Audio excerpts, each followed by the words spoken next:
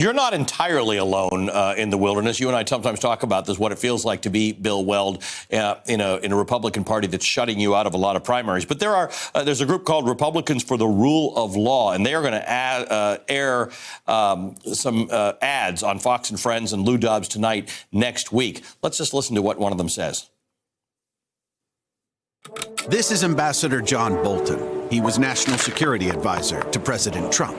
He was in all the meetings in which the president's national security team discussed withholding aid from Ukraine in exchange for announcing investigations into the Bidens. Now, Ambassador Bolton has agreed to testify before Congress. He's willing to do his duty to tell the truth. Are Senate Republicans willing to do their duty to listen? And it has some Senate Republicans in that image who are the ones who are, as you said, the half a dozen or so who might be susceptible to the message. Is that message effective?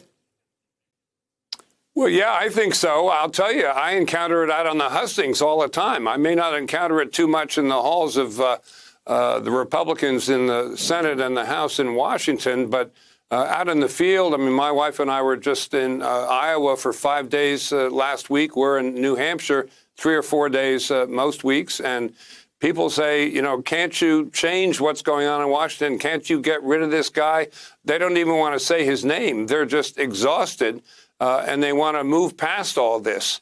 And I think for the Republicans to sit on it and say we're going to preserve the status quo by simply smothering anything that might suggest we should move on, I think that's a recipe for disaster for the Republican Party.